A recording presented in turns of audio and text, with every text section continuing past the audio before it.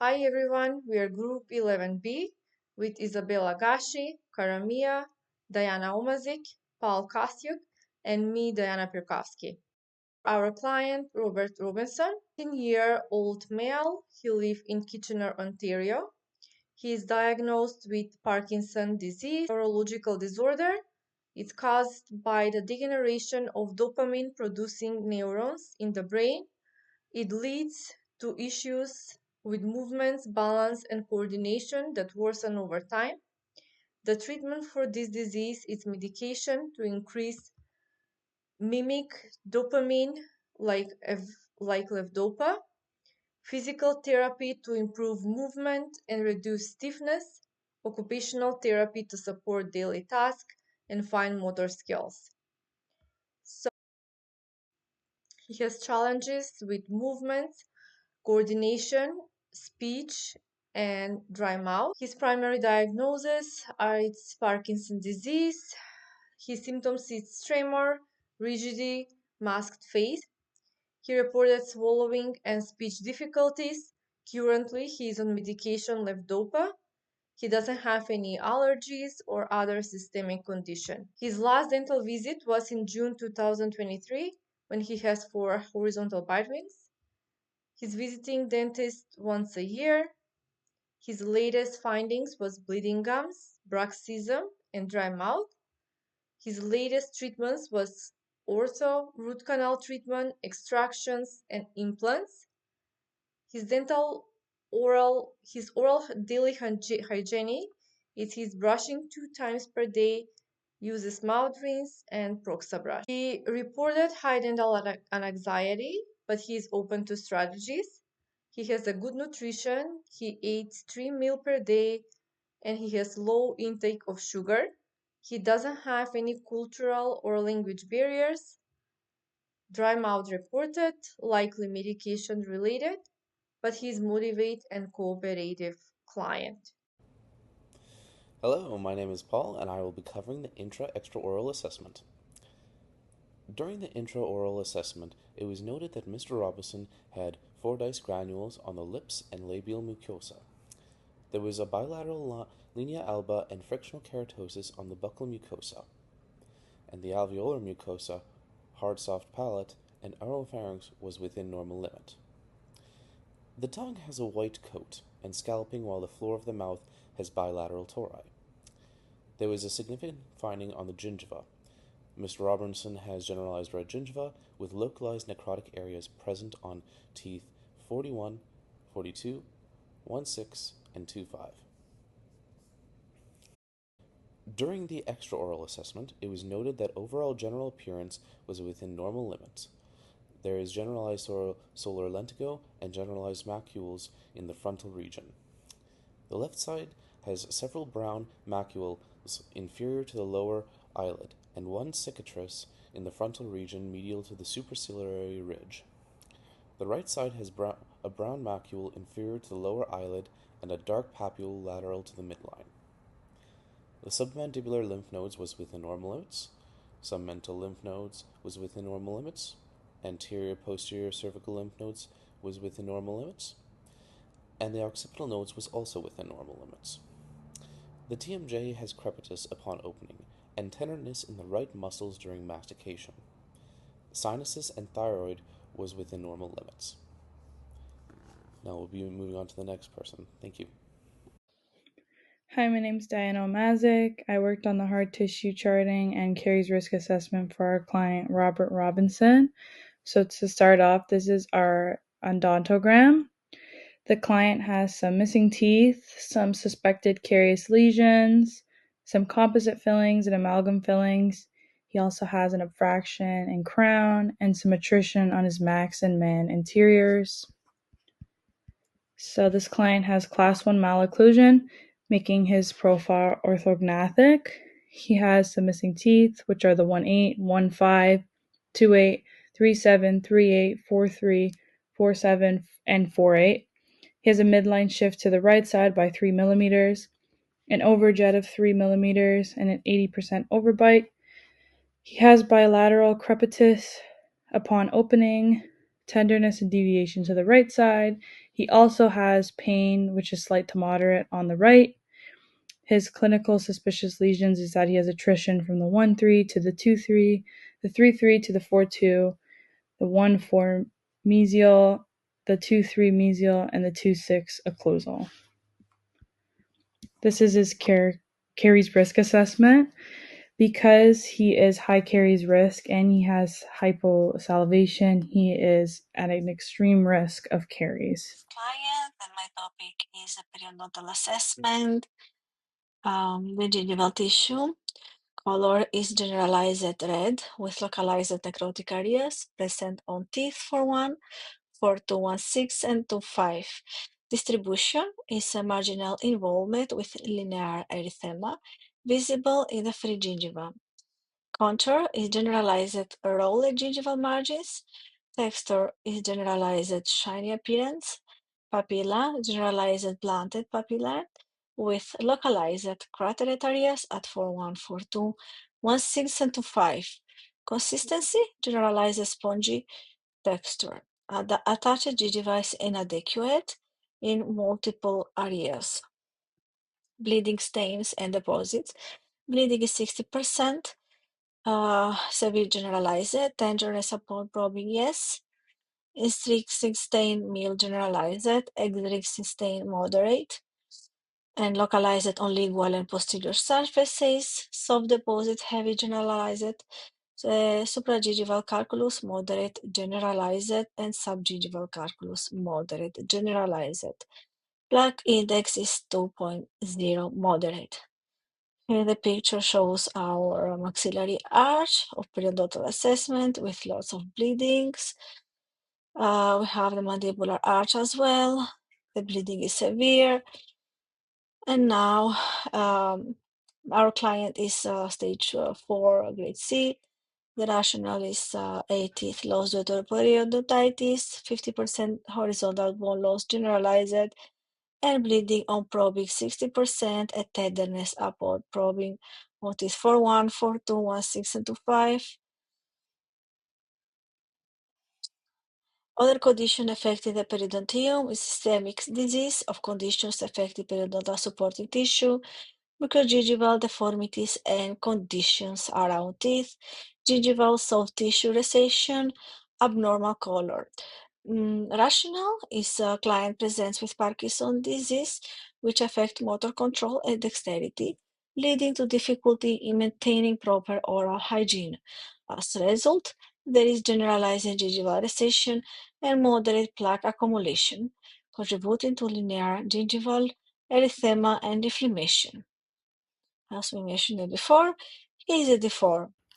Hi guys, my name is Karamina and I'm doing the treatment plan for Mr. Roberts. So the treatment plan that I recommended is just for him to keep doing his current OSC, but just to add brushing off the tongue just to get rid of the white coating that he has. So the first CCG is to client will inform the dental hygiene of any medication side effects affecting the oral health by next appointment. CCG2, they will identify anxiety triggers and discussing coping strategies by the end of appointment 1. CCG3, client will be using desensitizing toothpaste and report reduction sensitivity by appointment 2.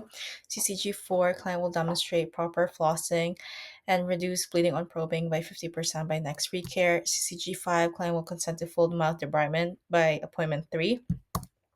CCG6, client will understand the link between bruxism and tooth fare by appointment 2. CCG7, client will inquire about a night guard by DDS by next recare. CCG8, client will receive fluoride and varnish reduced sugar intake by appointment 4. CCG9, client will begin daily tongue cleaning and increase water intake by appointment 2. And lastly, client CCG10, client will report to DDS for TMJ assessment by recare. The appointment sequencing, appointment 1, Medan history, RADS needs, IOEO, hard tissue, perio, addressing that his anxiety and identify signs of bruxism.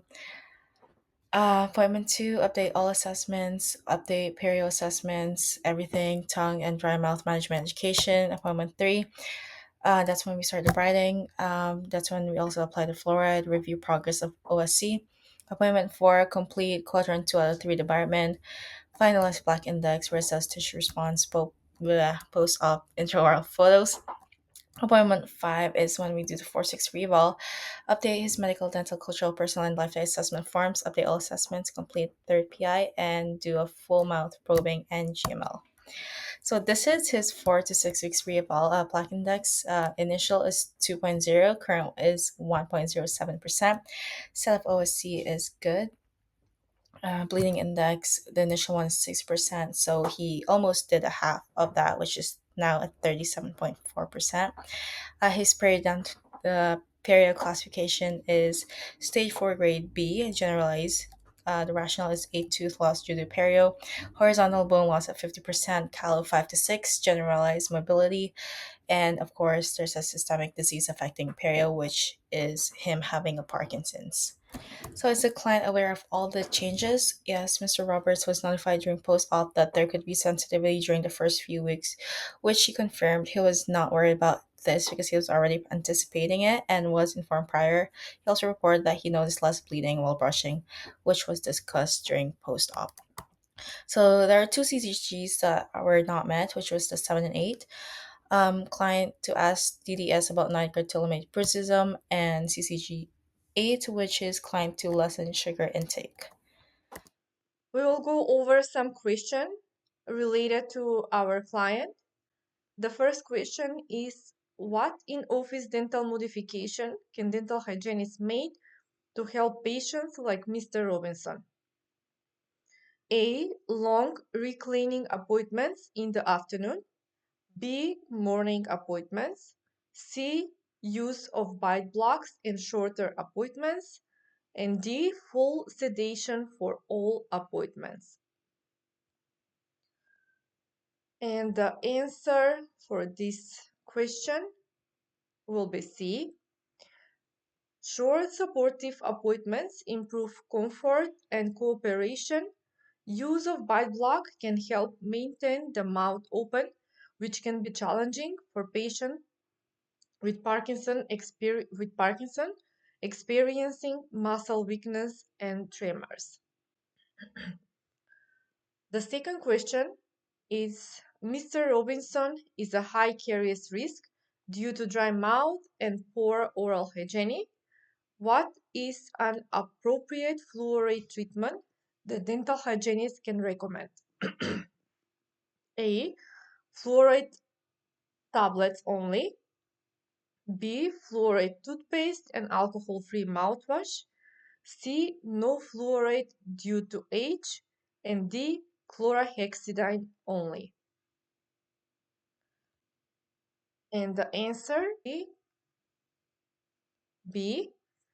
It's daily fluoride use in form or of fluoridated toothpaste and alcohol-free mouth rinse can reduce caries risk, especially with dry mouth, which Mr. Robinson is experiencing related to his medication.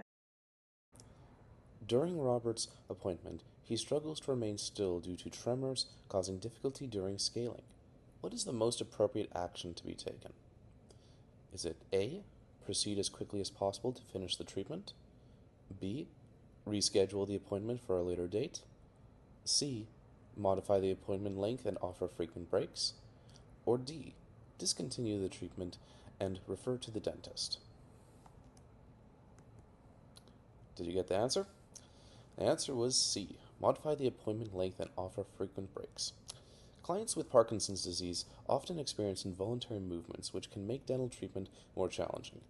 The hygienist should adapt treatment to meet the client's physical needs. Which of the following goals is most appropriate when developing a care plan for Robert? Is it A. Eliminate the need for daily oral hygiene? B. Restore full manual dexterity to allow flossing? C. Improve plaque control using adaptive oral hygiene aids? Or D. Reduce tremors through changes in brushing technique? The correct answer is C. Improve plaque control using adaptive oral hygiene aids. Care planning should be realistic. Measure client-centered goals that consider Robert's motor challenges and promote independence. Now on to the next presenter. Thank you. My first case study question is, as Robert Robinson is taking levodopa and carbidopa as part of his treatment plan to manage Parkinson's disease, his mouth can become extremely dry. What is the most appropriate approach for managing Robert's reported dry mouth xerostomia? So A is recommend sugar-free gum or lozenges with xylitol to stimulate saliva production.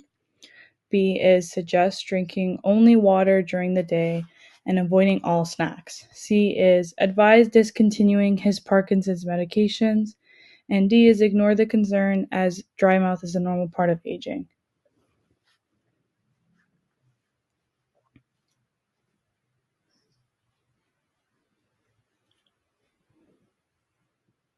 So now that you guys have some time to think, the answer would be A.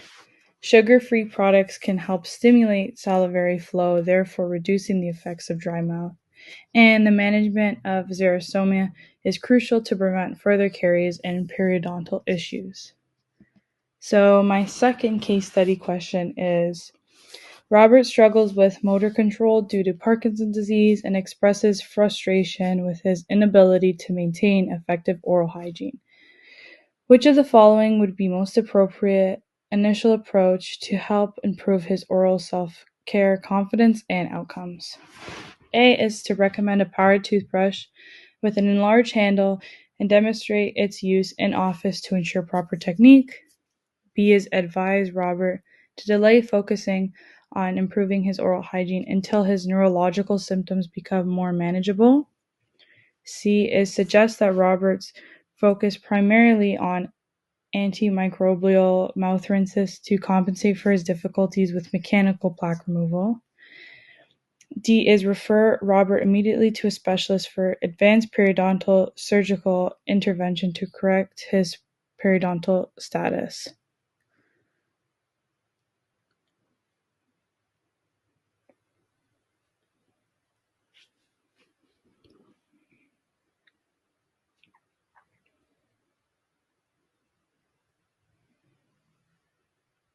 Okay, now that you've all had some time to think, the answer is A. This response combines adaptive equipment with hands-on education to empower Robert despite his limitations. Answers B and C avoid addressing the problem directly and may lead to the deterioration of his oral health. Answer D involves surgical intervention, which isn't needed right away as it's better to try non-surgical treatments to improve his home care first. Thank you. This is for me. Considering Robert's motor control limitations and use of adaptive oral hygiene tools, what is the best strategy a dental hygienist should implement to support Robert's oral hygiene? Increase Robert's dental hygiene appointments to every 3 months for more frequent professional cleanings. B, recommend discontinuing adaptive devices and switching to manual techniques to improve muscle strength. C, is maintaining his 4 months recall interval, but intensify education and training on using adaptive oral hygiene tools effectively. Or D, refer Robert immediately for periodontal surgery to address his inflammation. And my answer is C. Robert inflammation is mainly due to motor control issues, not neglect. Optimizing adaptive tools use is more effective than just increasing appointments. Discontinuing tools would worsen plaque control, and surgery is unnecessary. Inflammation can be managed non-surgically. My second question is, considering Robert's experience with hand tremors, what is the most appropriate dental hygiene intervention? Recommend that Robert brush and floss only once per day to minimize frustration. B, introduce stabilization techniques, examples resting elbows, reinforce consistent on adaptive tools. Suggest that Roberts rarely solely on antimicrobial mouth rinse and manage plaque, they immediately refer Robert for advanced neurological therapy to continue oral care instructions. My answer is B. Tremors make precise hand movement difficulty.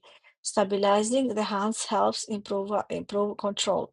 Reinforcing proper use of adaptive devices supports better plaque control removal despite tremors. Brushing only once a day, option A, would worsen oral health.